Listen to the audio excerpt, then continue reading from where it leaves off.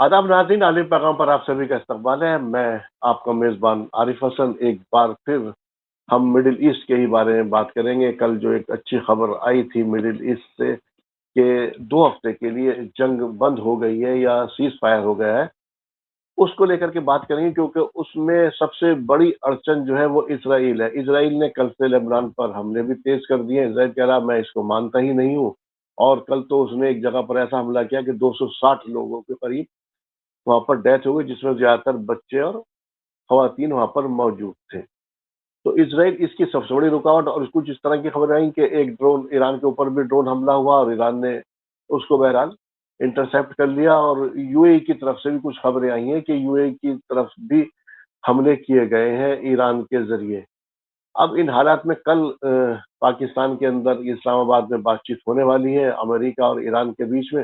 हालाँकि सबने ये कहा है कि हम इस पर कायम रहेंगे, और वो बातचीत करने के लिए पहुंच रहे हैं लोग वहां पर। इस तरह की खबरें आई हैं, लेकिन बीच में कुछ इस तरह की खबरें आई थी कि अमेरिका ने ये कह दिया कि हम हिजबुल्लाह के साथ जो फाइट हो रही है उसको नहीं मानते, जबकि पाकिस्तान के पीएम ने, शहबाज शरीफ ने जो ट्वीट किया था, जो उसको चिपकाया था उसमें ट्विटर अपने, उसमें ये शर्त भी मौजूद थी। लेकिन अब खबर, एक और मुस्बत खबर आई अमेरिका की तरफ से कि हम इस पर बातचीत करने के लिए तैयार हैं। इस सब पर बात करने के लिए मेरे साथ प्रोग्राम में शरीक गुफ्तगू रहेंगे जनाब retired major general Javed Iqbal Sahab और अब्दुल वाहिद हाशमी साहब। आप दोनों हजरात का प्रोग्राम में बहुत बहुत खैर मकदम। बहुत बहुत शुक्रिया जनाब। जी शुक्रिया। मैं अपनी बात का आगाज आज जनरल साहब से ही करूंगा। जनरल साहब, सबसे पहली बात तो ये कि इस वक्त इजराइल इस पर तुला हुआ है किसी भी सूरत से कि जंग इस खित्ते के अंदर जारी रहे। इस वक्त अमेरिका ने जो हजीमत उठाई है या उठानी पड़ी है इस वक्त, जो सीज फायर के नाम पर, कि वही ईरान का एजेंडा उसने मान लिया। लगभग ये उस पर बातचीत होगी, यानी कि अब जो कुछ गेन करेगा ईरान करेगा, अमेरिका तो इसमें कुछ गेन नहीं करने वाला, उन्हीं पर बात होने वाली है। लेकिन इजराइल इसको सबोताश करने पर तुला हुआ है। क्या अमेरिका को जो अभी मिलिट्री जो मार पड़ी है एक तरीके से, या उसका वकार जो मजरू हुआ है, कहीं ना कहीं साथ को उसकी धचका तो लगा है। क्या इस वक्त इस कंडीशन में रहेगा अमेरिका के इजराइल को बचाने के लिए आए? जी जनरल साहब। जी अस्सलाम वालेकुम मारूफ भाई, आपको और आपके पैनल के सभी साथियों को और आपके सभी सुनने वालों को, और जय हिंद। देखिए, जो आपका सवाल है, जो अमेरिका इस जंगबंदी में गया है वो बेसिकली इसलिए गया है कि कन्वेंशनल मिलिट्री के जितने भी ऑप्शन थे वो सारे अमेरिका एक्सरसाइज करके देख चुका था, और ना वो ईरान के ऊपर गालिब आ पा रहा था मिलिट्रीली, और ना ही वो स्ट्रेट ऑफ हॉर्मुज को खुलवा पा रहा था। स्ट्रेट ऑफ हॉर्मुज के बंद रहने से जो अमेरिका की इकोनॉमी है और जो पूरी वर्ल्ड की इकोनॉमी है उसके ऊपर बड़ा एडवर्स इफेक्ट पड़ रहा था। और क्योंकि अभी तक अमेरिका एक बहुत बड़ी पावर है और जो वेस्टर्न वर्ल्ड है वो अमेरिका की तरफ देख रहा था, तो क्योंकि उनके तेल में यहाँ से आने में प्रॉब्लम हो रही थी तो उनकी तरफ से भी प्रेशर था, और अपनी पब्लिक की तरफ से भी प्रेशर था ट्रम्प के ऊपर कि जब कोई और military option, conventional military option बाकी नहीं रहा तो वो सीज फायर की तरफ जाए। तो ये अब देखिए, जैसे अमेरिका की मिलिट्री की जो सबसे बड़ी ताकत थी वो थे उनके एयरक्राफ्ट कैरियर, उनकी एयरफोर्स, और इसके अलावा इस गल्फ रीजन के अंदर जो उनकी मिलिट्री बेसिस थी। इस 40 दिन की जंग में जो उनके मिलिट्री एयरक्राफ्ट कैरियर थे उन्हें हिट किया ईरान ने, और वो इस खित्ते को छोड़ के चले गए। उसके अलावा उनकी एयरफोर्स को काफी हद तक ईरान ने न्यूट्रलाइज किया। उनके F-35, F-15E, A-10, C-130 और ब्लैक हॉक हेलीकॉप्टर को निशाना बनाया और उन्हें मार गिराया। तो जो अमेरिका की एक एब्सोल्यूट एयर सुपीरियॉरिटी इस खित्ते में रहा करती थी उसे ईरान ने काफी हद तक न्यूट्रलाइज किया, और इस खित्ते के अंदर जो अमेरिका की बेसिस थी, जो उनका रडार सिस्टम था, जो उनके पैट्रियट मिसाइल्स थे, जो अमेरिकन बेसिस को प्रोटेक्ट करते थे, और ये गल्फ के जो कंट्रीज हैं उनको सिक्योरिटी गारंटी प्रोवाइड करते थे, इन सब को ईरान ने जिस तरह से निशाना बनाया, तो जो अमेरिका की मिलिट्री कुव्वत थी, उसे एक बहुत बड़ा झटका लगा इस 40 दिन की जंग में। और जब उन्होंने देखा कि अब कन्वेंशनल मिलिट्री से ना वो ईरान के ऊपर गालिब हो पा रहे हैं, ना ही वो स्ट्रेट ऑफ हॉर्मुज खुलवा पा रहे हैं, तो जो ईरान की कंडीशन थी 10 पॉइंट्स के ऊपर, उसी जी की बेसिस पे वो उनके साथ टेम्पररी सीज फायर करके कंप्रहेंसिव पीस के लिए नेगोशिएशन में जाने के लिए तैयार हुए हैं। देखिए, जहां तक इजराइल की बात है, तो जी इजराइल की जो प्रेस है वहां पे मैं देख रहा था, वहां पे नेतन्याहू की बड़ी मुखालफत हो रही है। जितनी जी भी उनकी अपोजिशन की पॉलिटिकल पार्टीज हैं वो नेतन्याहू से सवाल कर रही हैं कि आपने इस जंग की शुरुआत की थी ये कहते हुए कि आप ईरान के अंदर रिजीम चेंज कर देंगे। रिजीम तो चेंज नहीं हुआ, बल्कि वो इस्लामिक रिजीम और बहुत ज्यादा मजबूत और मुस्तहकम हो गया। अब सारी जी ईरानी अवाम भी उसके साथ खड़ी हो गई। बोले दूसरे आप कहते थे जो उनका न्यूक्लियर प्रोग्राम है उसको रोल बैक कर देंगे, खत्म कर देंगे, कहीं नहीं खत्म हुआ, वो तो उसमें वैसे ही चल रहा। बोले तीसरे आपने ये भरोसा दिलाया था कि जो उनका मिसाइल प्रोग्राम है उसको न्यूट्रलाइज कर देंगे, रोल बैक कर देंगे, नहीं हुआ, कुछ नहीं हुआ। और आपका लास्ट ये था कि ईरान जो है, ये जो मज़ाहमती ग्रुप है हिजबुल्ला, हूती और हमास, इनकी जो जी मदद कर रहा वो भी हम उससे बंद करवा देंगे, वो भी नहीं करवा पाए। तो वहां पे जिस तरह के सवाल उठाए जा रहे हैं, उससे नेतन्याहू की जो अपनी पॉलिटिकल पोजीशन है वो बड़ी कमजोर हुई है। उसके खिलाफ कोर्ट में केसेस भी चल रहे हैं। इजराइल की पब्लिक ऑलरेडी जिस तरह से वो जुडिशरी को अपने कंट्रोल में लाना चाहता है, उसकी इस हरकत से वैसे ही काफी नाराज है। और वहां पे जो एक बड़ा इशू चल रहा है कि जो उनकी एक हरेती कम्युनिटी है, कि उसे जी मिलिट्री ड्राफ्ट से दूर रखा जाए, कि उन्हें लड़ने के लिए ना बुलाया जाए। तो जो इजरायली सेक्युलर इजरायलीज हैं, जिनकी तादाद तकरीबन 47 से 50% के बीच है, और जी ज्यादातर जिनके बच्चे ये मिलिट्री के अंदर हैं, उनमें ये एहसास है कि जो इजराइल की जंग का सारा बर्डन है वो हम ही क्यों उठाएं। ये हाँ हरेदी जो है, पहले जब इन्हें ये इनसे जंग से माफ किया गया था, इनकी तादाद ज्यादा नहीं थी, ये 10-12% थे, लेकिन ये जी आज 1/3 से ज्यादा वहां की आबादी का हिस्सा बन गए हैं। कि अगर जी 1/3 आबादी जंग में अपना कंट्रीब्यूट नहीं करेगी और बाकी दूसरे करेंगे, तो उनके ऊपर प्रेशर पड़ेगा। अब इन हालात के अंदर ये जिस तरह से सीज फायर हुआ है और जिस कंडीशन पे ये सीज फायर हुआ है, ये किसी भी तरह से नेतन्याहू को सूट नहीं करता। उसके जी इलाके में वहां ये भी सवाल उठ रहा है कि आप कहते थे हिजबुल्लाह को खत्म कर दिया, आपने डेसिमेट कर दिया। हिजबुल्लाह तो बड़ी मजबूती से खड़ी हुई है, तुम्हारा मुकाबला कर रही है। तुम कहते थे हमास को न्यूट्रलाइज कर देंगे, हमास तो कायम है वहां पे, हूती भी कायम है। तो उसकी ये बड़ी मजबूरी है कि वो किसी तरह से इस सीज फायर की कोशिशों के नतीजे में जो आगे जंग बंदी की बातचीत होगी, उन्हें वो सबोटाज करे। जी आरिफ भाई, लेकिन एक चीज जी मुझे ये लगती है कि जो अमेरिका की आज मिलिट्री कैपेसिटी है, कन्वेंशनल मिलिट्री कैपेसिटी, वो इस जी पोजीशन में नहीं है कि वो ईरान से ज्यादा लंबी जंग लड़े। ना तो वो अपने बेसिस को प्रोटेक्ट कर पा रहा है, उसकी एयरफोर्स भी अब निशाना बन रही है, और वो स्ट्रेट ऑफ हॉर्मुज को खुलवाने की पोजीशन में नहीं है। तो इसीलिए मुझे ये लगता है कि अमेरिका, हो सकता है थोड़े बहुत झटके लगे, लेकिन वो जंग बंदी की तरफ आगे जाएगा, कंप्रहेंसिव सीज फायर की तरफ अमेरिका आगे बढ़ेगा। और ये इजराइल जो उसके अंदर रुकावटें डालने की कोशिश कर रहा है, इजराइल की अब अपनी इंटरनल पोजीशन या मिलिट्री पोजीशन ऐसी नहीं रह गई है कि वो इस सारे प्रोसेस को सबोटाज कर सके।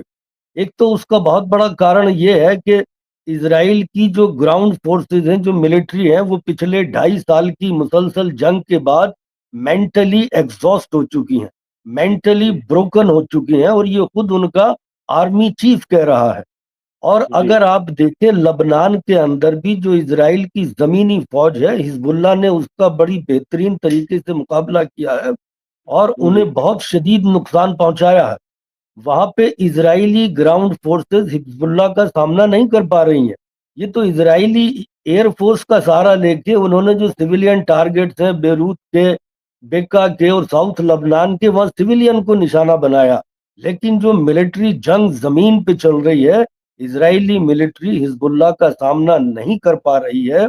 और जब अमेरिका ये कह रहा था कि हम ग्राउंड फोर्सेस ईरान के अंदर अपनी उतारेंगे, तो इजराइल की सरकार ने साफ मना कर दिया था कि हमारे पास ग्राउंड फोर्सेस नहीं है तुम्हें इस ऑपरेशन में देने के लिए। तो उसकी खुद इंटरनल पोजीशन कमजोर है। तो मुझे नहीं लगता कि नेतन्याहू आज इस पोजीशन में है कि इस सीज फायर निगोशिएशन को सबोटाज कर पाए। ये छोटे मोटे झटके लगते रहेंगे, लेकिन लॉन्ग टर्म में, क्योंकि जो बाकी दुनिया है वो इस सीज फायर के हक में, चीन और रूस भी सीज फायर के हक में है, अमेरिका भी सीज फायर के हक में है, जो यूरोपियन कंट्रीज है, नेटो कंट्रीज, वो भी सीज फायर चाहते हैं, और जापान, साउथ कोरिया, ऑस्ट्रेलिया, ये सब सीज फायर चाहते हैं। तो इन सारे फैक्टर्स की वजह से मुझे ऐसा लगता है कि इजराइल की ये जो कोशिश है इसे सबोटाज करने की, वो शायद कामयाब नहीं होगी, और ये सीज फायर निगोशिएशन आगे बढ़े। जी आरुष जी भाई साहब, आपके पास आ रहा हूँ मैं।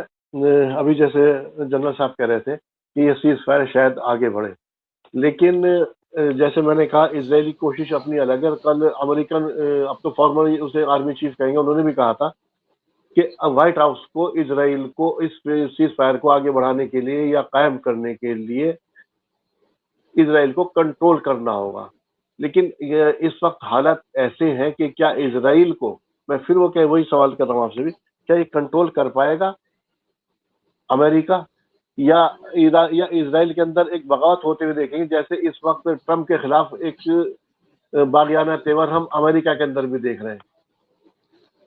जी भाई साहब। देखिए, ऐसा है कि इसराइल के जो एम्बेसडर हैं भारत के अंदर, तो उनके बहुत सारे बयानात आ रहे हैं, और वो डिफरेंट चैनल्स वगैरह को भारत के अपने इंटरव्यू के दौरान उन्होंने इस बात पर नाराजगी का इजहार किया है कि इसराइल को जो है बातचीत में शामिल नहीं किया गया, लूप में रखा गया, और इसराइल को बताया नहीं गया कि नेगोशिएशन जो है क्या हो रही हैं।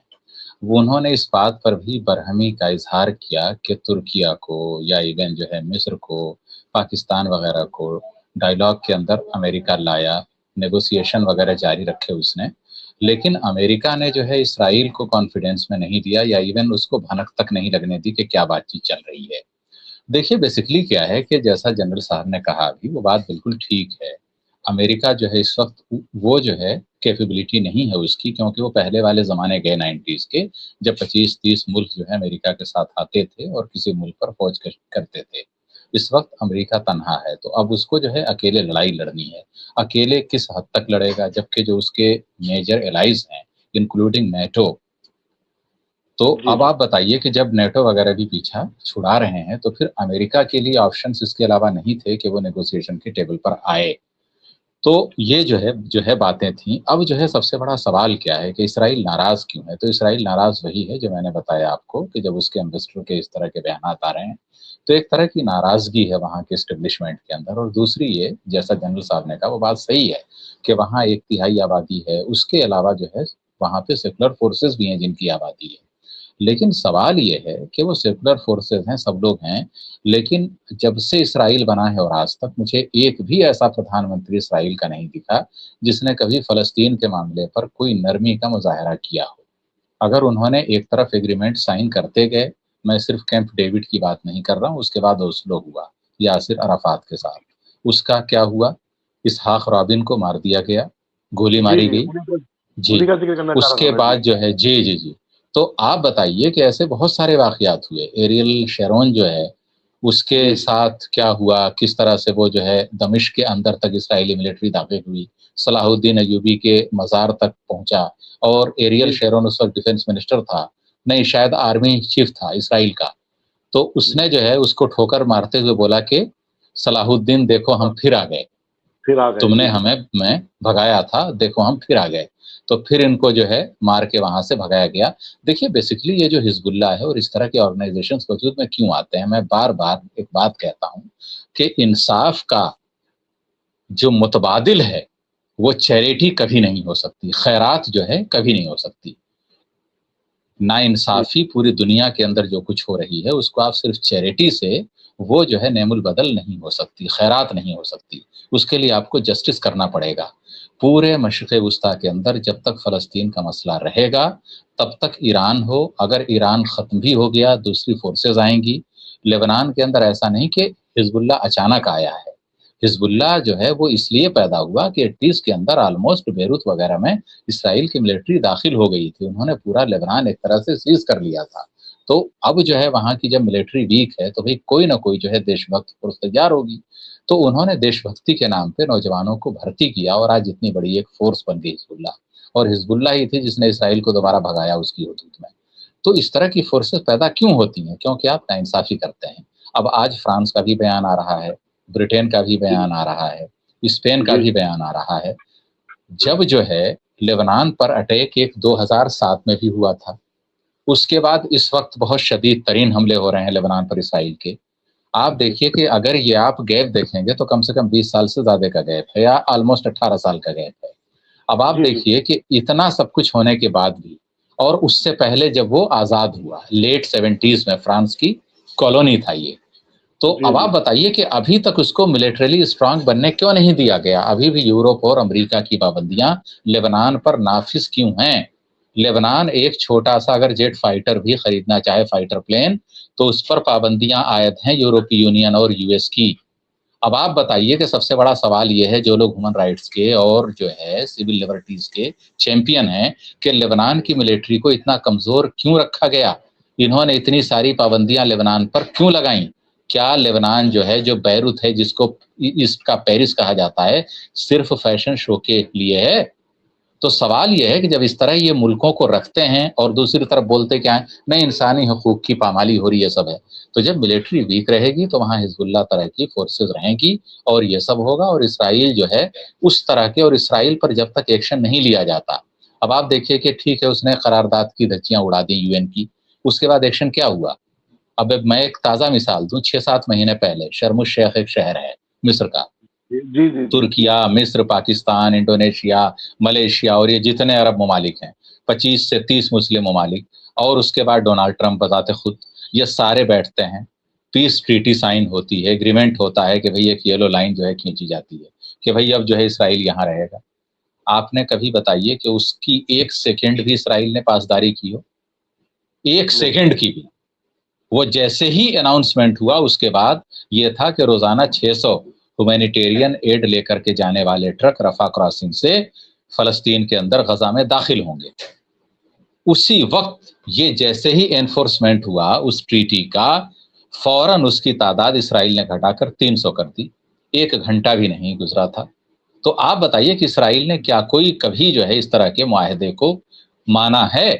تو اسرائیل سے بات کی جائے نہ کی جائے تو امریکہ کی ایک مجبوری ہے کہ امریکہ کو پوری دنیا اسرائیل کی پراکسی کہنے لگی تھی، تو اس سے پیچھا چھڑانے کے لیے امریکہ نے اپنی سطح پر بات چیت ایران سے شروع کی ہوگی، اس کی اسٹرانگ پاسبلٹی ہے۔ اور اس لیے جو ہے اب اسرائیل کو یہ ہے کہ بھی میں بھی ایک بہت بڑا پلیئر ہوں، تو اسرائیل کو اپنی اوقات سمجھنی چاہیے، نہ پلیئر آپ پہلے تھے، نہ پلیئر پہلے آپ ہیں، اور نہ اب ہیں، اور نہ مستقبل میں آپ پلیئر ہوں گے۔ آپ کو ایک کینٹونمنٹ کی طرح ویسٹ نے بٹھا رکھا ہے اور آپ چپ چاپ بیٹھیے آرام سے اور رہیے۔ لیکن یہ ہے کہ ان کی ایک فطرت ہے، اور وہی فطرت ہے جس کی وجہ سے ہٹلر نے مارا تھا ان کو، اور وہی فطرت ہے کہ اس غلاظت کو یورپ نے اپنے ہاں سے نکال کے فلسطین میں بسایا۔ اب یہ دوبارہ ادھر جانا چاہتے ہیں تو ان کے لیے عرصہ حیات جو ہے ایک طرح سے تنگ ہو رہی ہے۔ تو صورتحال یہ ہے، یہ اسرائیل کا فرسٹریشن ہے جو وہ ایریل جو ہے اٹیک کے ذریعے سے لیبنان میں معصوموں کا قتل کر کے دکھا رہا ہے، کیونکہ اس کو ڈر ہے کہ کہیں لیبنان بھی سیز فائر کے اندر انکلوڈ نہ ہو جائے۔ اگر وہ انکلوڈ ہو گیا 2-4 روز کے اندر، اور شاید کل تک کچھ ایسا ڈیسیزن آ جائے، کیونکہ ابھی جو لیٹسٹ رپورٹ ہے وہ یہ ہے کہ ایک خطیب زادے ہیں، ڈپٹی فارن منسٹر ہیں ایران کا، ان کا بھی کچھ دیر پہلے ایک انٹرویو آیا ہے، انہوں نے بولا کہ ہم جو ہے آج ارلی مارننگ جمعرات کو اسرائیل پر اٹیک کرنے والے تھے، لیکن پاکستان کی طرف سے فون آیا کہ اسلام آباد مذاکرات تک آپ رک جائیے، تو ہم رکے ہوئے ہیں، ورنہ اب تک ہم اسرائیل پر لیبنان کے معاملے پر اٹیک شروع کر چکے ہوتے۔ تو یہ جو ہے صورتحال ہے، ولیٹائل کنڈیشن ہے۔ جی عارف بھائی۔ جی یہ تو آپ نے بات صحیح کی، حقیقت میں کچھ اس طرح کی خبریں آئی تھی کہ اسرائیل جس طرح سے برباد ہوا ہے، اب ان کو وہاں سے ہٹا کر کے یوکرین بسایا جا رہا ہے، یوکرین بسانے کا پلان ہے۔ اور دوسرا پلان ان کا یہ ہے کہ اسرائیل نے جو यूएई के अंदर कीमतें कम हुई हैं, वहां पर इन लोगों ने पैसा इन्वेस्ट किया है कि एक और मिनी इसराइल यहाँ पर तैयार कर दे यूएई के अंदर। यूएई आराम से हो भी सकता है। बहरहाल मैं जनरल साहब के पास आ रहा हूँ। जनरल साहब से सवाल ये कि इस वक्त हकीकत बात ये है कि ईरान इतना कैपेबल नहीं था कि इन दोनों ताकतों का मुकाबला कर सकता या अमेरिका का मुकाबला कर सकता। इसमें चाइना और रूस का बहुत बड़ा किरदार रहा, रोल रहा। अब इस सीज फायर को कराने में भी चाइना और रूस का कहीं ना कहीं एक किरदार रहा है इसके अंदर। तो क्या दुनिया क्या फिर अब मल्टीपोलर होने के लिए जा रही है, या आने वाले दिनों में चीन और रूस का देखिए, कुछ ना कुछ हम दबदबा नहीं नहीं, देखेंगे? देखिए देखिए, दुनिया ऑलरेडी मल्टीपोलर हो चुकी है। आज जी अमेरिका के पास वो पावर नहीं रही। देखिए, आप कैसे कहते हैं कि सुपर पावर, एक सुपर पावर वो होती है जो अपने मुल्क का, अपनी दिफा का हर फैसला अकेले अपने बलबूते कर सके। नंबर एक। नंबर दो, उसकी रिक्वायरमेंट ये रहती है कि वो दुनिया के किसी भी खित्ते के अंदर फोर्स का प्रोजेक्शन कर सके।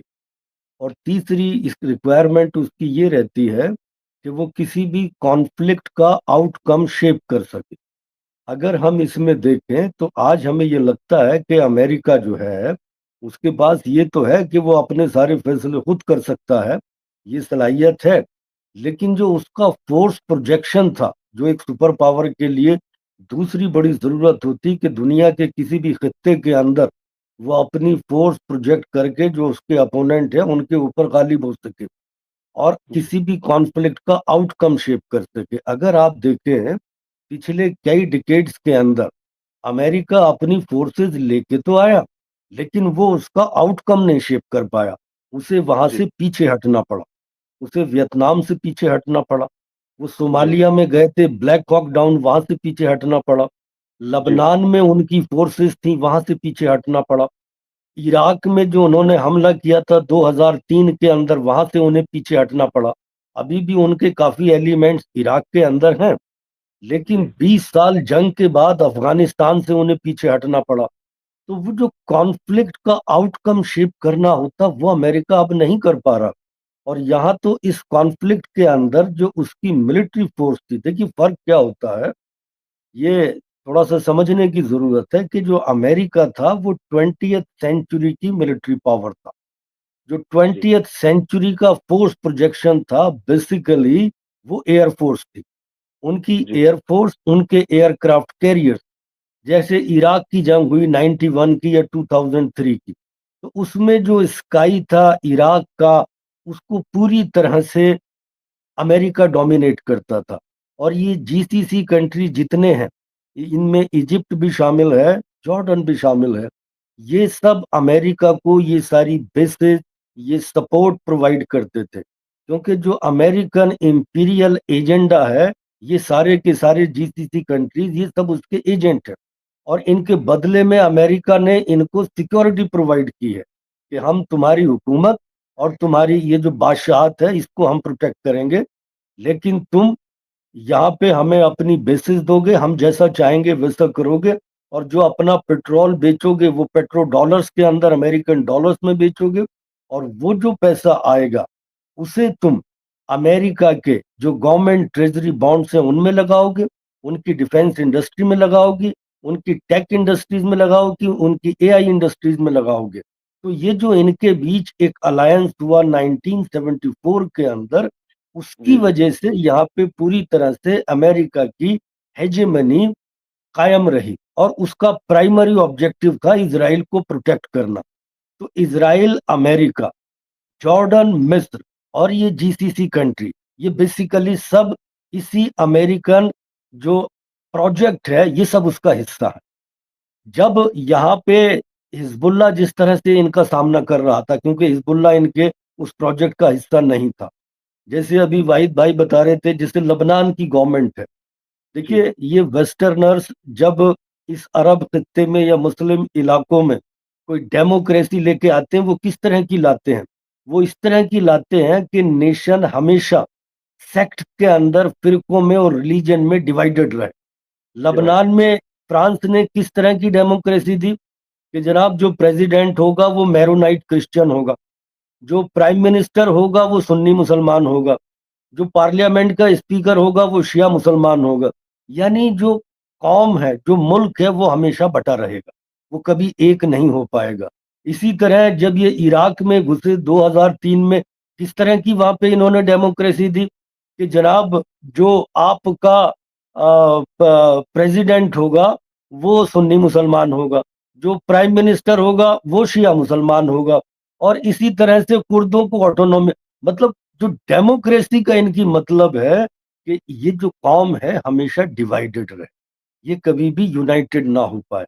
और जो लबनान के अंदर एक और उन्होंने ये खेल खेला था फ्रांस ने, उनका एक बड़ा रीजन ये था कि जो वहां पे मैरोनाइट क्रिश्चियन कम्युनिटी है, ये कंट्री बेसिकली उनके लिए बनाया था, लबनान को। ये वहां के हिल एरियाज में रहते थे और उनका कंट्रोल और अमल दखल इस मुल्क में ज्यादा रहे। दूसरा उन्होंने क्या किया था, जैसे वाहिद भाई भी बता रहे थे, फर्स्ट वर्ल्ड वॉर के बाद जब जो एलाइड फोर्सेस थे, तुर्की हार गया था, हालांकि बाद में ये उसका मुकाबला करते रहे, तो जिस तरह से सुल्तान मोहम्मद सेकंड सफेद घोड़े पे बैठ के कुस्तुनतुनिया में दाखिल हुआ था, जो फ्रेंच जनरल था वो इसी तरह सफेद घोड़े पे बैठ के दाखिल हुआ था कॉन्स्टेंटिनोपल, जो आज का इस्तांबुल है, उसके अंदर। तो इनकी जो वो सारी मेंटलिटी है, जो यूरोपियन माइंडसेट है, जो उनकी कलेक्टिव कॉन्शियंस है, वो बेसिकली दो चीजों से गाइड होती है। एक है उसमें मिडिल एजेस के क्रूसेड, और एक है उनकी ग्रीको रोमन सिविलाइजेशन। और इसी फैक्टर से जब आप देखें तो इस इलाके में जब क्रूसेड शुरू हुए थे, तो उन्होंने, जो पोप अर्बन सेकंड था फ्रांस का, सबसे पहला क्रूसेड 1099 में उसने शुरू किया था, सारे यूरोप के लोगों को इकट्ठा करके इस इलाके में लेके आए थे। और यहाँ पे जो आज नॉर्दर्न इजराइल के अंदर पड़ता एक्रा, यहाँ पे जो उनकी पहली, जो ये क्रूसेडर्स थे, उनकी गवर्नमेंट बनी थी, वो यहाँ पे बनी थी, ये उनकी कैपिटल था। और ये तुर्की से और शाम से होते हुए इस इलाके में आते थे, जहाँ पे इन्होंने ये अपना पहला क्रूसेडर किंगडम कायम की थी, जिसे बैटल ऑफ हत्तीन के बाद फिर सुल्तान सलाउद्दीन ओवैसी ने 1187 में खत्म किया था। तो वो जो चली थी क्रूसेडर किंगडम, वो तकरीबन 88 साल चली थी, वो सेंचुरी भी नहीं देख पाई थी। इजराइल अपने कयाम में आया था मई 1948 में। और मेरी नजर में सवाल ये है कि जैसे वो क्रूसेडर किंगडम अपनी सेंचुरी कंप्लीट नहीं कर पाई थी, क्या इजराइल अपनी सेंचुरी कंप्लीट कर पाएगा? इसमें मुझे पूरी तरह से शक है, जिस तरह के हालात चल रहे हैं। अच्छा, ये तो खैर थोड़ी हिस्टोरिकल बात हो गई, लेकिन इजराइल की तरफ अगर हम आए, देखिए जो इजराइल के मिलिट्री या स्ट्रेटेजिक थिंकर्स हैं, उनको ये लगता है कि जो वेस्ट बैंक का और गजा का इलाका है, अगर वहां पे फिलिस्तीनी स्टेट कायम हो गई तो इजराइल खत्म हो जाएगा। वो इसीलिए किसी भी तरह से वेस्ट बैंक को और गजा को छोड़ना नहीं चाहते। ये उनमें कंसेंसस है पूरी इजरायली कम्युनिटी में, उसमें अपोजिशन भी, रूलिंग पार्टी भी, सभी शामिल है। उन्हें ये लगता है कि जो विड्थ है इजराइल की वो खत्म हो जाएगी अगर वेस्ट बैंक चला गया, तो किसी भी सूरत में वेस्ट बैंक उनके हाथ से नहीं निकलना चाहिए। दूसरी उनकी, जब से इजराइल कायम हुआ था, ये स्ट्रेटेजी थी कि जो इजरायली मिलिट्री है वो इस खित्ते के जितने भी कंट्रीज हैं, अरब ममालिक, उनसे सुपीरियर रहे, उनके ऊपर टेक्नोलॉजिकली और मिलिट्री जो वो है डोमिनेंस उसका कायम रहे, और तभी इजराइल कायम रह सकता। तो जो उनकी अभी तक की सारी स्ट्रेटेजिक थिंकिंग रही है वो ये है कि हम तभी तक यहाँ पे कायम रह सकते हैं जब तक हम इस खित्ते के मुल्कों के ऊपर अपनी मिलिट्री सुपीरियोरिटी कायम रखें, और एक ऐसा डिटरेंस कायम रखें कि इस खित्ते का कोई भी मुल्क हमारे ऊपर हमला करने की सोचे बिना। इस जंग ने, ये जो 40 दिन की जंग हुई है, ये इजराइल का मिलिट्री डिटरेंस तोड़ दिया है। और इस मिलिट्री डिटरेंस के टूटने से जो इजराइल के अंदर इन्फॉर्म्ड सर्कल्स हैं, जो सोचने वाले लोग हैं, उन्हें ये खतरा इजराइल के मुस्तकबिल का बड़े साफ तरीके से दिखाई दे रहा है, और इसीलिए वो बेचैन है। وہاں کی اپوزیشن بھی بے چین ہے، نیتن یاہو بھی بے چین ہے۔ نیتن یاہو اس لیے بے چین ہے کہ جو اس کا ملٹری ڈومیننس تھا، جو ڈیٹرنس تھا، وہ ایران نے توڑ دیا ہے۔ اور اس کے علاوہ حزب اللہ بھی خود اتنی بڑی طاقت ہے کہ اسرائیلی ملٹری کو ساؤتھ لبنان کے اندر انہوں نے پوری طرح سے نیوٹرلائز کر کے رکھ دیا ہے۔ اب ملٹری آگے نہیں بڑھ پا رہی ہے، کوئی بھی اسرائیلی پریس اب جو ساؤتھ لبنان میں ان کا گراؤنڈ آپریشن چل رہا ہے اس کے بارے میں کوئی خبر نہیں دے رہی ہے۔ تو اسرائیل کے لیے یہ ایک بہت ہی سیریس ملٹری ڈیبیکل ہے، اور ان کے لیے یہاں سے انہیں مستقبل اپنا بڑا ڈارک دکھ رہا ہے۔ اور ان کے اس حالات کی وجہ سے، اور دیکھیے ایران نے جس طرح سے مقابلہ کیا، تھوڑا سا یہ بھی سمجھنے کی ضرورت ہے کہ ایران نے امریکہ اور اسرائیل کو آبزرو کیا ہے جب سے یہ اسلامی انقلاب وہاں پہ وجود میں آیا ہے، اور انہیں اس بات کا احساس تھا کہ ایک نہ ایک دن امریکہ سے ان کی ڈائریکٹ جنگ ہوگی۔ اور انہوں نے دیکھا کہ کس طرح سے حزب اللہ نے مقابلہ کیا، کس طرح سے حماس نے مقابلہ کیا۔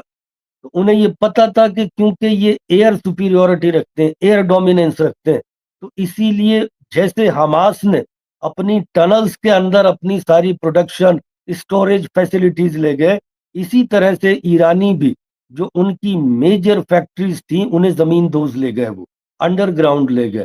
جو ان کی اسٹوریج فیسلٹیز تھیں، جو ان کی لانچر فیسلٹیز تھیں، وہ سب انڈر گراؤنڈ بڑے بڑے پہاڑوں کے نیچے لے گئے، جہاں کے یہ امریکن اور اسرائیلی پہنچ بھی نہیں پاتے۔ دوسرے، انہوں نے اپنی ایئر ڈیفنس کیپیبلٹی خود مضبوط کی، اور نارتھ کوریا، رشیا اور چائنا نے ان کی مدد کی۔ آج ان کا ایئر ڈیفنس سسٹم اتنی تیزی سے مضبوط ہو کے ابھرا ہے کہ وہ امریکہ کے 5th جنریشن کے اسٹیلتھ فائٹر جیٹ F-35 کو نشانہ بنا دیا، جس کی یہ خوبی تھی کہ اسٹیلتھ کا مطلب یہ ہوتا ہے کہ وہ رڈار کی زد میں نہیں آتا۔ تو جو پلین رڈار کی زد میں نہیں آتا تھا، ایران نے اسے بھی نشانہ بنا کے ہٹ کیا۔ F-15 کو جیسے میں نے ابھی بتایا یہ سارے مار گرائے، تو ان کی وہ ایئر سپیریورٹی بہت حد تک نیوٹرلائز ہو گئی ہے۔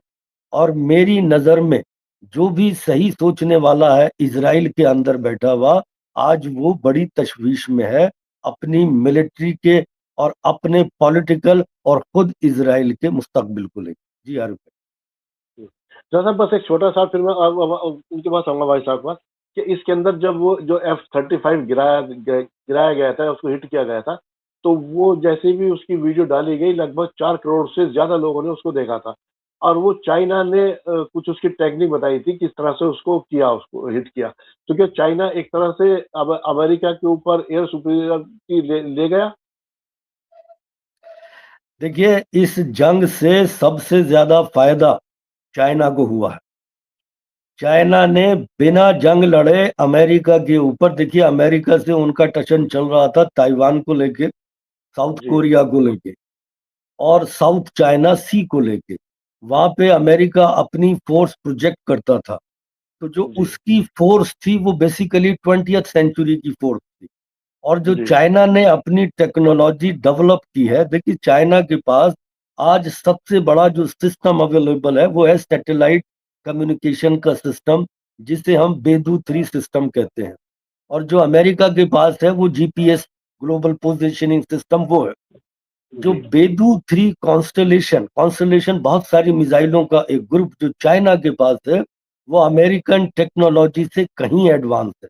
اور ایسا سمجھا جا رہا ہے کہ چائنا نے دو جو بیسک اپنی ٹیکنالوجی اس سیٹلائٹ کے ذریعے ایران کو فراہم کی ہے، پہلی تو یہ تھی کہ ایران پورا بیٹل اسپیس کلیئرلی دیکھ سکتا تھا، کہ ان کے پاس وہ صلاحیت موجود تھی کہ یا پورے گلف کا ریجن اور پورے جہاں جہاں امریکہ کے بیسز ہیں اسرائیل تک، وہ سارا بیٹل فیلڈ کلیئرلی دیکھ رہے تھے۔ دوسرے، اس سیٹلائٹ ٹیکنالوجی کے ذریعے جو ان کی میزائل اور ڈرونز وہ گائیڈ ہو کے جا رہے تھے، وہ اپنے نشانوں کو صحیح صحیح ٹارگٹ کر رہے تھے۔ اور جو امریکن جیمنگ کاؤنٹر میجر کی ٹیکنالوجی تھی، جو GPS کو ان کو جیم کر سکتے تھے، وہ فیل ہو گئی چائنیز اس ٹیکنالوجی کے سامنے، اور وہ ان کی میزائلز کو، ڈرونز کو جیم نہیں کر پائے، اور اسی لیے ان کے یہ صحیح ٹارگٹ پہ ہٹ کیے۔ तो इस टेक्नोलॉजी से बिना जंग लड़े चाइना ने पूरे साउथ चाइना सी में, ताइवान में, साउथ कोरिया में अमेरिका को वैसे ही न्यूट्रलाइज कर दिया। जी भाई साहब, मैं आपके पास आ रहा हूँ। अभी जैसे बात हो रही थी, जी जी भाई साहब, मैं आपके पास आ रहा हूँ फिलहाल, कि जैसे बात हो रही थी अभी गल्फ की, या फिर सबसे ज्यादा मार अगर हमने देखा तो पड़ी तो अब्राहम अकॉर्ड के जो ये 4 कंट्रीज थे, यूएई, बहरीन, इन पर सबसे ज्यादा मार पड़ रही थी इस वक्त। ईरान ने जो सबसे ज्यादा मार पड़ी इस पर। उसके साथ साथ इस खित्ते के अंदर अब अमेरिकन बेसेस भी लगभग पूरी तरह से तबाह हो चुके हैं। क्या अभी भी ये बेसिस यहाँ पर कायम रहेंगे, या अरब जिन्होंने अपनी सिक्योरिटी के लिए इन लोगों को यहाँ पर रखा था वो कायम रहने देंगे, या अब वो भी इनको जैसे और मुल्क निकाल रहे हैं, अमेरिका उसे टाटा बाय बाय कह रहे हैं कि अपनी फोर्स लेकर के जाओ, अपने अड्डे खत्म करो, बेस खत्म करो, इन बेस को यहाँ से हटाएंगे? जी भाई साहब। देखिए, ऐसा है कि मोनार्की की बहुत सारी कंपल्शंस होती हैं और उसकी अपनी कॉम्प्लिकेशंस भी होती हैं। अरब रीजन के अंदर मोनार्की इतनी स्ट्रांग है कि वो अमेरिका को भी टाटा बाय बाय कहने के उसमें नहीं है। इसलिए नहीं है क्योंकि अमेरिका जिस तरह की डेमोक्रेसी चाहता है या जिस तरह की सूरत हाल चाहता है उसके लिए बहुत ही सुटेबल हैं ये अरब मोनार्क, क्योंकि ये भी जो है जमहूरियत के और उसके बहुत मुखालिफ हैं, और बल्कि मुस्लिम दुनिया के अंदर ये बाकायदे फंडिंग करते हैं कि जमहूरियत फ्लरिश न करने पाए, चाहे वो मलेशिया हो, चाहे इंडोनेशिया हो, चाहे पाकिस्तान हो, चाहे बांग्लादेश हो, यानी किसी भी मुस्लिम वर्ल्ड के अंदर इंक्लूडिंग ईरान। तो अरब मोनार्क जो है, आपको मालूम होगा कि मिस्र के अंदर 750 साल के बाद, बल्कि जब से मिस्र बना होगा गालिबन, तो पहली दफा एक डेमोक्रेटिकली इलेक्टेड गवर्नमेंट आई थी मोहम्मद मुर्सी की। उसको 1 साल भी चलने नहीं दिया गया, तकरीबन 11 महीने के अंदर। और उस वक्त के जो सऊदी अरब के रूलर थे, किंग अब्दुल्ला, जिनके बारे में बड़ी बातें मशहूर थी कि बहुत ही दीनदार हैं, ये हैं वो हैं, उनके ऊपर जो कुछ आरोप लगे, बल्कि आरोप क्या, उन्होंने $2 बिलियन बमागे दोहल बिल्कुल पूरी दुनिया के अंदर आया। अरब न्यूज ने, सऊदी गजट ने, सबने दिया। इजिप्ट की मिलिट्री को दिया बाकायदे उन्होंने, इसलिए कि इसको क्रश कर दो डेमोक्रेटिकली इलेक्टेड गवर्नमेंट को। और ये जो फत्ताह सीसी है, जो उस वक्त मिलिट्री चीफ था मिस्र का, इसने न सिर्फ उनको जेलों में बंद किया, बल्कि यहाँ तक रिपोर्ट्स हैं एमनेस्टी इंटरनेशनल की और दिगर इदारों की कि एक एलेक्जेंड्रिया जगह है, सॉरी सिकंदरिया, मिस्र के ही अंदर है शहर, वहां पे तकरीबन 8,000 से 10,000 तक लोग जो प्रोटेस्ट कर रहे थे, गवर्नमेंट जब गिराई गई थी मुर्सी की, उसके उसमें कि भाई मिलिट्री टेक ओवर नहीं करेगी, जमहूरी गवर्नमेंट थी तो दोबारा इलेक्शन हो या जो भी है, लेकिन जो है वहां पे उनको जिंदा जला दिया गया और बहुत सारे जगह पे मिलिट्री ने टैंक चढ़ा दिए मुजाहिरीन पर। अब आप बताइए कि इतनी बड़ी तादाद है, तो ये इस तरह से। और उनको उस वक्त पूरे पैसे की मदद जो है वो सऊदी अरब ने की थी। उस वक्त का जो रूलर था किंग अब्दुल्ला, जिसके बारे में उलमाए कराम ने मशहूर किया कि इंतहाई दीनी है, मतलब बस सहाबे कराम के उस पे जो है पहुंचाने वाले थे उसको। तो ये था वो किंग अब्दुल्ला। अब वो पता नहीं उनके पास कहाँ है, वो शायद अल्लाह मियाँ से लिखवा के लाए थे डिक्री कोई कि वो क़यामत के बाद भी जिंदा रहेंगे, लेकिन वो बेचारे चल बसे। तो ऐसे बहुत सारे रूलर्स हैं जिनके पास शायद कुछ फरमाने इलाही है कि वो जिंदगी भर जिएंगे। भाई जब आपको मालूम है कि बहुत ज्यादा जियोगे तो 80 साल या 90 साल तुम्हें मरना ही है, तो ऐसी मौत किस लिए चुनते हो जिसमें तुम्हारे जाते ही जिल्लत और रुसवाई हो? तो ये जो है पूरे के पूरे ये लोग जो है पूरे इस सिनेरियो को इन्होंने तब्दील किया है। और दूसरे ये कि इनकी तुर्किया से बनती नहीं है। अरब के हुक्मरान ये जानते हैं कि उन पर तुर्की ने हुकूमत की है आज से 80 साल पहले, तो ये तुर्की को अपने साथ मिलाएंगे नहीं। गार्ड ऑफ ऑनर सब कुछ देंगे, रजब तैयब उर्दगान आए, कोई भी आ जाए, लेकिन वो एक जो है रिजर्वेशंस रखेंगे। उसके अलावा पाकिस्तान वगैरह, वो पाकिस्तान को मजबूत नहीं होने देंगे। क्यों?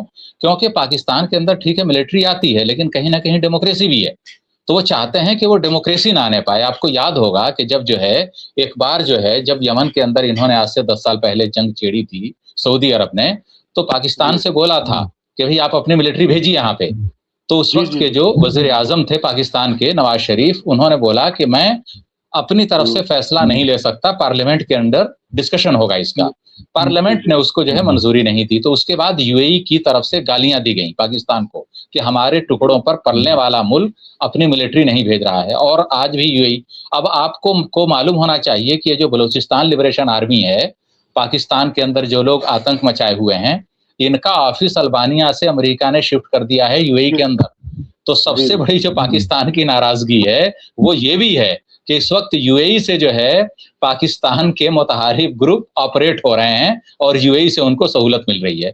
तो अभी आप देखिए कि जो सऊदी अरब ने यमन के अंदर अटैक किया था 2-3 महीने पहले यूएई के उस पे, वो पाकिस्तान के कहने से अटैक किया था, क्योंकि जब पाकिस्तान की स्ट्रेटेजिक जो है एग्रीमेंट साइन हुआ सऊदी से तो उसमें बहुत सारी बातें थी। उसके अलावा सोमालिया में यूएई ने जो कुछ किया पूरी दुनिया जानती है। उसके अलावा और भी बहुत सारे ममालिक में आप देखिए, मोज़म्बिक वगैरह में तो कहने के लिए यूएई बहुत छोटा सा है देश, लेकिन उसने रायता इतना फैलाया हुआ है कि कहाँ कहाँ उसके मिलिट्री बेसेस हैं, और बेसिकली वो उसके नहीं है, रिपोर्ट्स यहाँ तक है कि वो इसराइल के हैं बेसेस बेसिकली। तो इस तरह से इसराइल किस तरह से अपनी प्रॉक्सी बना के करता है काम, तो वो जो है अब आप देखिए, तो इसलिए जो है ईरान ने सबसे ज्यादा टारगेट यूएई को किया। तो मुझे लगता नहीं है कि अमेरिका को ये लोग ये जो है मोनार्क जाने देंगे वहां से, बल्कि ये तो पकड़ करके रखेंगे कि भैया हमारे खुदा आप यहाँ रहिए। वो चीन और रूस को यहाँ नहीं आने देंगे। चीन और रूस ने कई बार कोशिश की, अरबों के अंदर जाने की कोशिश की, लेकिन सिर्फ इतनी कोशिश उसकी कामयाब हुई चीन की कि ईरान के साथ सऊदी अरब के सफारती तल्लुकात कायम हो गए। इसके अलावा चाइना अगर चाहे कि मिलिट्रली उसका कुछ इन्वॉल्वमेंट होगा, ये अरब के लोग अलाउ नहीं करेंगे। ये मगरिब ज़दा हैं और अभी जो है चांसेस नहीं है। यानी अमेरिका अगर कोलैप्स हो भी गया वाशिंगटन, तब वो अलग बात है कि वो अपने आप अपने फौजी अड्डे हटा ले, लेकिन जब तक ये मॉडर्न डे अरब रूलर्स हैं, ये अमेरिका को वहां से जाने नहीं देंगे और ये इसराइल को भी कोलैप्स नहीं होने देंगे। जी, सूरत हाल ये है इस वक्त।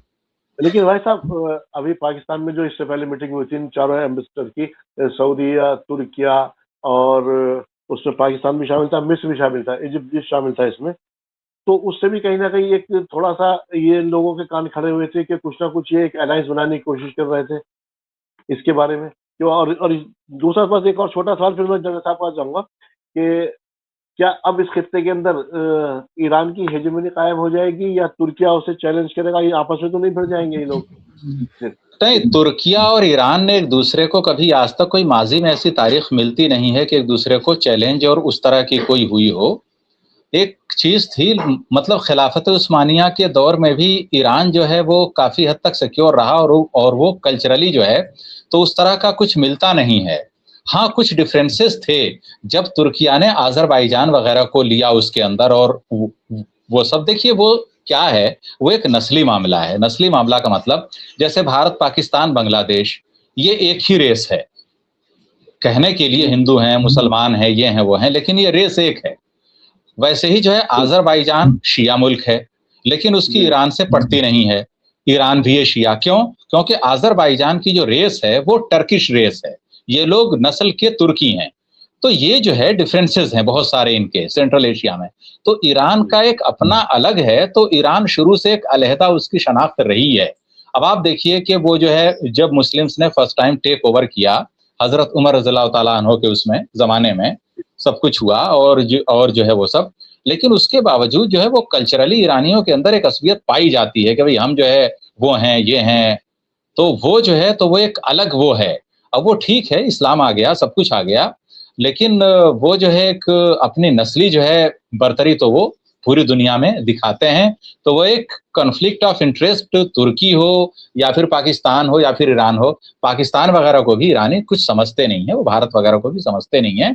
उनके जहन में अभी भी वही है कि भाई किसी वक्त जो है ईरान ने रूल किया था, तो भारत पर भी, चाहे वो चंद लम्हे की बात हो, चाहे अहमद शाह दुर्रानी रहे हों या फिर उसके बाद और लोग आए, या फिर नादिर शाह वगैरह का जो भी रहा मामला, तो ये सब। और आप जानते हैं कि आज भी भारत में अदालती जबान जो है या इवन मिलिट्री की जो लैंग्वेज रही वो सारी की सारी फारसी का ही स्टाइल रहा है। तो वो सब जो है तो अपने आप को अभी भी जो है तो वो एक ईरानियन माइंडसेट है जी, तो उसको आप जो है नकार नहीं सकते अभी। तो ईरान सुपर मतलब एक पावर था, पावर है और वो रहेगा जी। नहीं, वो बात अलग है, लेकिन ईरान के अंदर खासतौर से महात्मा गांधी की एक रेस्पेक्ट है, उसके नाम पे हॉस्पिटल भी है जिसे इसराइल ने बर्बाद कर दिया, और दीगर मुजस्मे भी वहाँ महात्मा गांधी के पाए जाते हैं। वहाँ पर भारत की एक रेस्पेक्ट वहाँ पर रही है, इसमें खास तौर से उसके पीछे रीजन दूसरा है। खुमैनी साहब भी भारत के थे, आज़रबाईजान गए थे, खामनेई साहब भी थे भारत के, बाराबंकी के थे। تو خامنئی صاحب بھی آذربائیجان ہو کر کے پھر وہ آئے تھے تقریباً 100-150 سال پہلے ان کا پورا خاندان.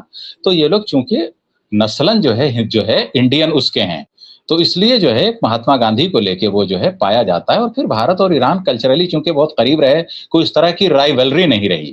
مغل دور کے اندر کچھ چیزیں تھیں، اٹھا پٹک تھی، لیکن اس کے بعد جو ہے ایران کی کوئی ایسی رائیولری انڈیا کے ساتھ اس کی کوئی ہمیں ہسٹری نہیں ملتی اس کے علاوہ. تو اس کو ہم اسکرمشز وغیرہ کے کیٹیگری میں رکھ سکتے ہیں. باقی جو ہے روشنی جنرل صاحب، کیونکہ بھی میں ملٹریلی اتنا ایکسپرٹ آدمی نہیں اور میں ساؤنڈ نالج نہیں ہے میرے پاس ویسی، تو وہ تو جو ہے جنرل صاحب بتائیں گے کیا ہے. لیکن کوئی ایسی کنفلکٹ مجھے ایران اور بھارت کی کبھی سابق میں دکھائی نہیں دیتی کہ کوئی میجر ایسا رہا ہو. جی، بلکہ کلچرل جو ہے بانڈنگ بہت زیادہ رہی ہے دونوں ملکوں کے درمیان جو ہے. جی، تو فی الحال جو اس وقت موجودہ گورنمنٹ ہے، اس نے اپنی فارن پالیسی کے اکارڈنگ کچھ تھوڑا بہت بیچ میں خرچ کیا، کچھ ایک دوریاں بن گئی. لیکن اس بیچ میں ایک چیز اور کا ایک اور ملک کا ذکر وجہ تھا، پاکستان کا. پاکستان نے کہیں نہ کہیں یہاں پر ایک اسٹریٹجیکلی کچھ بڑھت تو بنا لی. اس نے کس طرح سے امریکہ کا بھی بیوقوف بنایا، اور وہ ایک جو اگر کہیں سعودی عرب اس میں شامل ہو جاتا جنگ کے اندر، جو سعودی عرب کے ساتھ اس کا ایک معاہدہ ہوا تھا کہ اگر سعودی عرب پر حملہ تو پاکستان پر حملہ، پاکستان پر حملہ سعودی عرب پر حملہ، ہو سکتا تھا سعودی عرب کی وجہ سے اسے بھی شامل ہونا پڑتا. اس نے اس سے پہلے ہی کیا کیا کہ افغانستان کے ساتھ اپنے آپ کو جنگ میں الجھا لیا. اس لیے امریکہ نے بھی اس سے وہ مانگا تھا وہاں سے بگرام ایئر بیس، تو اس نے کہا میں نے خود ہی حملے کرنے شروع کر دیے. تو کہیں نہ کہیں ان سب چیزوں کے بیچ میں پاکستان نے اس کے بیچ میں سے نکل گیا اپنا آپ کو ان سب کے بیچ میں، اور بیچ میں آ کر کے اور ایک ثالثی کا رول وہ ادا کرنے لگا. تو کہیں نہ کہیں ایک اسٹریٹجی کے لیے تو اسے بڑھت بنائی لی یہاں پر. جی جنرل صاحب. نہیں، آپ کا عارف بھائی جو پہلا سوال تھا جس کا جواب واحد بھائی نے دیا، میں اس سے ایگری کرتا ہوں، لیکن میں اس میں تھوڑا سا کچھ اور ایڈ کرنا چاہتا ہوں. یہ ترکی اور ایران کی ریلیشن شپ کو لے. جی دیکھیے، آٹومن امپائر کے ختم ہونے کے بعد مصطفیٰ کمال اتا ترک نے ترکی کو جو تھا ایک سیکولر راستے پہ ڈال دیا تھا. جی اور اسے اس بات کا بڑا دکھ تھا کہ یہ جو عربز تھے، خاص طور سے حسین شریف آف مکہ، انہوں نے بٹرے کیا اسلامی خلافت کے خلاف. جی تو حسین شریف اور مکہ یہ انہی کے گرانڈ چلڈرن تھے جو یہ جارڈن میں بیٹھے ہوئے ہیں، ایجپٹ میں آئے تھے، عراق میں آئے تھے. اور وہ پوری طرح سے اس نے ایک طرح سے اسلام کو جو ترکی کی تاریخ تھی اس سے الگ کرنے کی، اس سے نکالنے کی کوشش کی اسے. اور اس کا جو کعبہ تھا وہ بیسیکلی کہے تو وہ فرانس تھا، یورپ تھا. اس نے اپنا قبلہ گھما کے سیکولرزم کی طرف اور یورپ کی طرف کر لیا تھا. اور اس نے جو پہلے وہاں پہ عربی زبان تھی آٹومن امپائر کے اندر، لیکن اس نے ترکی زبان انٹروڈیوس کروائی، اور وہ ترکی زبان کے جو الفابیٹس تھے وہ بھی رومن لینگویج میں کروائے. تو وہاں پہ لیکن جو ایک اسلامک اسپرٹ تھی ترکی کے اندر، جو ترک تھے مسلمان، وہ بڑے ڈیواؤٹ مسلمس تھے. وہ ان کو پوری طرح سے ایک طرح سے چینج کر کے سیکولر نہیں بنا پایا. جو بڑے شہر تھے خاص طور سے استنبول، ازمیر وغیرہ، وہ ان سیکولرسٹ لوگوں کے سینٹر بن گئے. لیکن جو ترکی کا ہارٹ لینڈ تھا وہ اسلام کے اندر رہا. اور پھر اس نے دھیرے دھیرے اپنے آپ کو آرگنائز کیا، اپنی پاور کو مضبوط کیا، اور وہ کئی بار سत्ता میں آئے. 1960 میں آئے، 1980 میں آئے. لیکن وہاں کیا ہو گیا تھا ترکی کے اندر کہ وہاں کی ملٹری سیکولرزم کی گارڈین بن گئی تھی، اور وہ وہاں کے پولیٹیکل سسٹم کو کنٹرول کرنے لگی تھی، اور ملٹری کے ساتھ ساتھ جوڈیشری بھی مل گئی تھی. تو جب بھی انہیں لگتا تھا کہ کوئی Islamic oriented political party power میں آئی ہے تو وہ اس کو یا تو خود ہٹا دیتے تھے یا جوڈیشری کے ذریعے اس کو ہٹا دیا کرتے تھے کہ یہ کانسٹیٹیوشن کے اگینسٹ ہے، جو ترکی کے سیکولر پرنسپلز ہیں ان کے اگینسٹ. یہ ساری چیزیں اردوان دیکھ رہے تھے. انہوں نے جو لاسٹ پرائم منسٹر ہٹایا تھا وہ تھا نجم الدین اربکان. وہ 97 میں الیکٹ ہو کے آئے تھے، اور یہ ان کی پارٹی میں تھے. ان کی پارٹی کا نام تھا رفایا پارٹی، ویلفیئر پارٹی. उनकी इस टेंडेंसी को देख के अर्दवान ने सबसे पहले अपनी अलग पार्टी बनाई, AKP, जिसे जस्टिस व अदालत पार्टी बोलते हैं, और उसने स्टेट को डायरेक्टली कन्फ्रंट नहीं किया, ना मिलिट्री को और ना ही जुडिशियरी को, लेकिन उसने कहा कि मैं रिफॉर्म लाना चाहता हूं अपने देश के अंदर ताकि हम यूरोपियन यूनियन में शामिल हो सके। और यूरोपियन यूनियन में शामिल होने के लिए कुछ शर्तें ऐसी थी कि आपने अपने कंट्री के अंदर डेमोक्रेसी को स्ट्रेंथन करना। तो उसने डेमोक्रेसी को स्ट्रेंथन करने के नाम पे मिलिट्री की पावर को धीरे धीरे धीरे धीरे कर्टेल करना शुरू किया, और इसी तरह उन्होंने जुडिशियरी की पावर को भी कंट्रोल करना शुरू किया। जो बड़ा एक इनका पॉइंट आया था वो 2008 में आया था, वहां पे इनके ऊपर मुकदमा फिर दायर किया गया कोर्ट के अंदर कि साहब ये इस्लामिस्ट है, जो तुर्की का सेक्युलर निजाम है ये उसके लिए खतरा है, इसलिए इनकी सरकार को जो है डिसमिस किया जाए। उस जजमेंट में बहुत सारे जजेस थे, वो एक वोट से सरवाइव कर गई उनकी सरकार। उसके बाद उन्होंने सारा कानून बना के सारा जुडिशियरी का पैटर्न चेंज करके जो अपने सपोर्टर थे उन्हें जुडिशियरी में भर दिया। और वो जब इसी तरह चेंज कर रहे थे अपनी पोजीशन, तो वो अमेरिका को भी चैलेंज कर रहे थे, वो यूरोप को भी चैलेंज कर रहे थे, और वो इस्लामिक जो रूट्स थे तुर्की के उन्हें वापस लेके आ रहे थे। उनकी इस पोजीशन से जो वेस्टर्न नेशंस थी, यूरोप और अमेरिका, बाकी सब नाराज थे। और उन्होंने फेतुल्ला जुलेन, जो एक उनका लीडर था, अमेरिका में रहता था, उसके बहुत बड़े स्कूल थे और बहुत सारे इंस्टीट्यूशंस पे उसके फॉलोवर थे, उसको साथ मिला के मिलिट्री कू करने की कोशिश की। तो वो रजब तैयब एर्दोगान CNN तुर्क पे आ गए, आवाम सड़कों पे निकल आई और वो मिलिट्री कू नाकाम हो गया वहां पे। उसके बाद से अर्दोगान ने फिर पीछे मुड़ के नहीं देखा। जितने ये सेक्युलरिस्ट मिलिट्री के अफसर थे उसने सबको जेलों में डाल दिया, सबको न्यूट्रलाइज कर दिया, जुडिशियरी से, एजुकेशन सिस्टम से, मीडिया से, जहां भी ये प्रो अमेरिकन, प्रो वेस्टर्न जितने भी ये एलिमेंट थे, ज्यादातर को उसने इन्हें न्यूट्रलाइज कर दिया।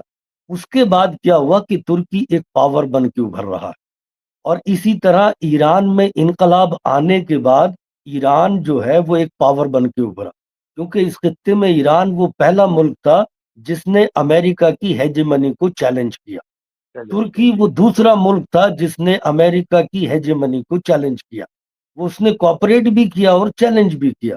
तो ये दोनों मुल्क इस खित्ते में बड़ी तेजी से राइज कर रहे हैं, पॉलिटिकली भी और मिलिट्रीली भी। ये दोनों बड़े मेच्योर हैं। और जब सफवी ईरान पावर था और ऑटोमन एम्पायर थी, इनमें कॉन्फ्लिक्ट भी रहा, लड़ाई भी रही। बगदाद को लेके बड़ी जबरदस्त लड़ाई हुई थी जिसे ऑटोमन ने जीता था और फिर वो ऑटोमन एम्पायर का हिस्सा बना। तो ये दोनों पावर्स ये टकराती भी रहेंगी और कॉपरेट भी करती रहेंगी, क्योंकि ये जो अरब रीजन आज के टाइम पे है जिसका वाहिद भाई जिक्र कर रहे थे, ये गल्फ कंट्रीज, और ये इनके पास देखिए, अगर मैं अपने आप को GCC के मोनार्क की जगह रख के देखूं तो मेरे सामने क्या प्रॉब्लम है। तीन मेरे को पोजीशन को किससे थ्रेट है?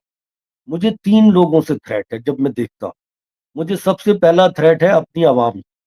मुझे ये डर है कि कहीं आवाम हमास की तरह अपने पॉलिटिकल और सिविल राइट मांग लेगी तो मेरी सत्ता खत्म हो जाएगी। तो उसकी पहली कोशिश होती है अपनी आवाम को दबा के रखना, कि वो किसी भी तरह से कोई पॉलिटिकल सिविल राइट ना मांगे, चुपचाप दबी बैठ रही। पहला खतरा उसे अपनी आवाम से, उसे दूसरा खतरा ईरान से, और उसे तीसरा खतरा तुर्की से। इन दिस ऑर्डर ये परसीव करते हैं थ्रेट तीन लोगों। अब इन तीन खतरों से इन्हें कौन बचा सकता है आज के टाइम पे, या इससे पहले इन्हें बचाने वाला अमेरिका और इजराइल है। तो ये इनका बड़ा नेचुरल अलायंस है।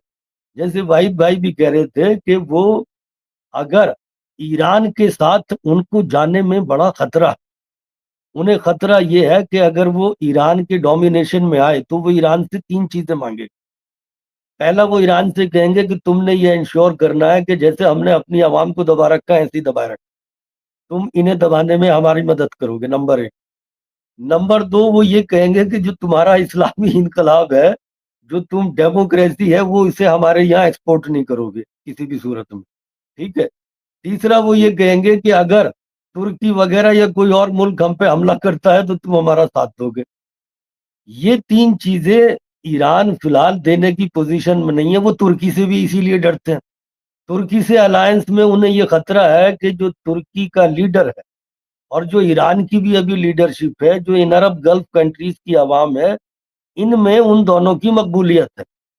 सेक्ट के हिसाब से तुर्की सुन्नी है तो उसके लिए थोड़ा सा ऐसा हो सकता है, ऐसी पॉसिबिलिटी हो सकती, मगर उन्हें तुर्की से भी उतना ही खतरा है कि अगर उसकी आवाम भी तुर्की के साथ जाती है, उससे थोड़ी हमदर्दी रखती है, तो उसकी पोजीशन को खतरा है रूलर।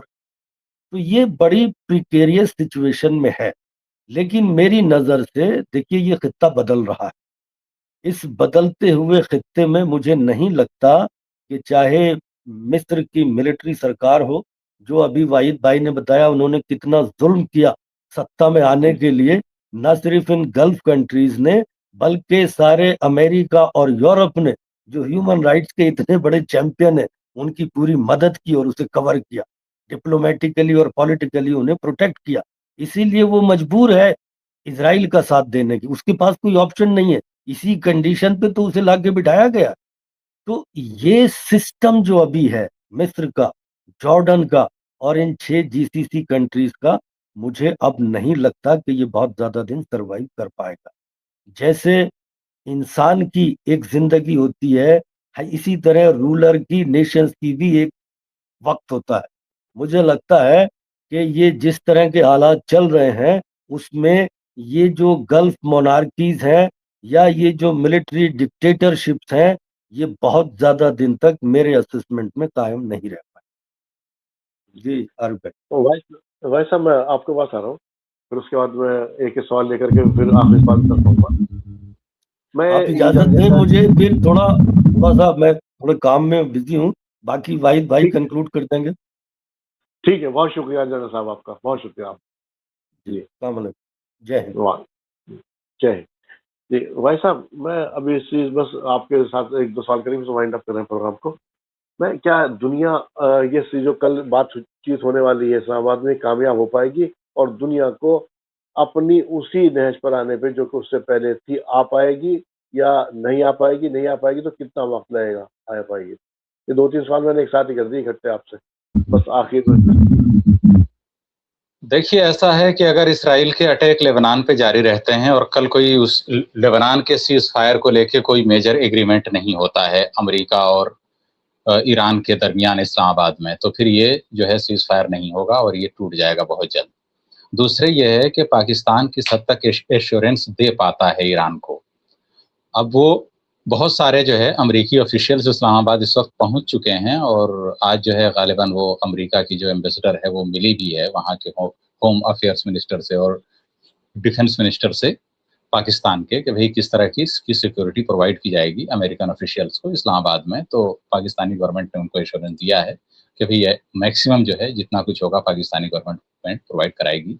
जाहिर सी बात है कि भाई पाकिस्तान का अपना एक अलग वो है औरा है और उसके पास सिक्योरिटी इतनी स्ट्रांग है कि उसने बड़े बड़े जो है एक तरह से आतंकवाद के साए में भी उसने बहुत बड़े बड़े प्रोग्राम करवाए हैं, तो वो पाकिस्तान के लिए कोई मेजर इशू नहीं है।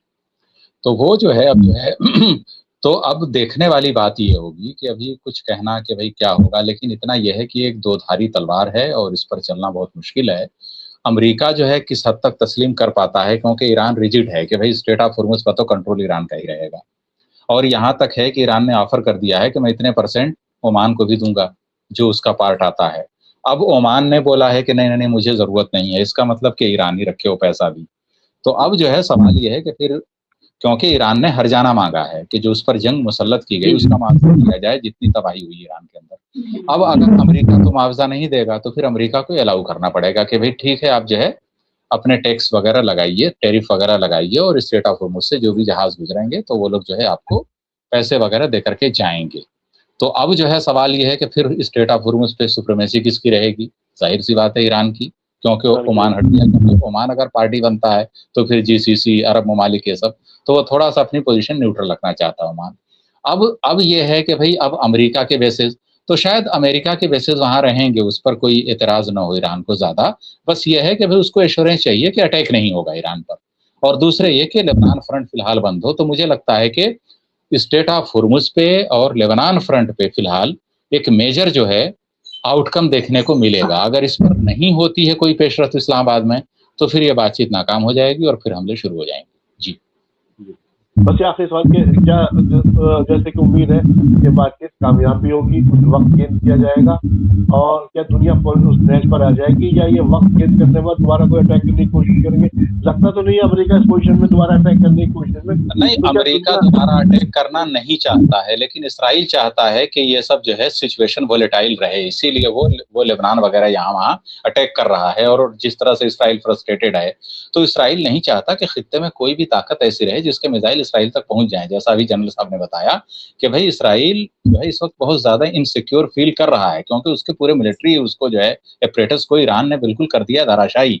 तो इसराइल को लग रहा है कि भाई हमारा जितना डर और खौफ था पूरे रीजन के अंदर, वो सब ईरान ने खत्म कर दिया है। तो उसको जो है बरकरार रखने के लिए अब यह है कि सिविलियन को मारने से इसराइल की कोई हैसियत बढ़ जाएगी, मिलिट्री पावर बन जाएगा, मुझे नहीं आता समझ में। मैं पता नहीं ये ज़ायनिस्ट जो है पता नहीं कहाँ से लाते हैं थ्योरी वगैरह ऐसी। भाई एक किसी आम आदमी को आप मार लीजिए जिए जो है, तो उससे आप जो है सुपर पावर नहीं कहलाए जाते। सुपर पावर आप उसी वक्त कहलाए जाते हैं जब आपका मद्दे मुकाबिल भी मजबूत है और फिर जो है देखते हैं कि क्या है। तो वो जो है तो उसके अंदर इसराइल, ये पूरे ज़ायनिस्ट, पूरे ये लोग जो है जितने हैं, ये लोग न कभी इस लायक रहे हैं और न कभी ये लड़ पाएंगे। तो ये जो है इस वक्त यही है कि अभी देखना पड़ेगा कि इस्लामाबाद में क्या है। कल तक जो है इंतजार किया जाना चाहिए जी, जुमे के दिन तक क्या होता है जी। देखते हैं कल क्या होगा उसके बारे में, और उम्मीद तो यही है कि दुनिया फिर अपनी उस पुरानी नहज पर आ जाए और सीज फायर ये जंगबंदी हो जाए। नुकसानात तो बहुत हुए, लेकिन एक चीज़ तो ज़रूर हुई, जब आदमी अपनी कुर्बानी देने के लिए हक के ऊपर अट जाता है, और इसके लिए सब कोई ऐसा नहीं है किसी की भी आज़ादी किसी मुल्क के अंदर आप घुस जाएंगे। अब अमेरिका जैसी ताकत को चैलेंज कर दिया गया, तो इसराइल और अमेरिका को इस वक्त अजमत उठानी पड़ी। अगर अमेरिका के लिए कहें तो वही वाली बात हो गई, अमेरिका के लिए तो इस वक्त के बड़े बेआबरू होकर फिर कुछ से हम निकले, अमेरिका के लिए तो वही बात है। और इसराइल के तो अब जहाँ ईरान के वजूद की बात है, अब तो इसराइल के वजूद पर ही खतरा मंडराने लगा। आगे के लिए जैसे चंद्रा साहब भी कह रहे थे, लेकिन इस खित्ते में तब्दीली आएगी और तब्दीली आनी शुरू हो गई है।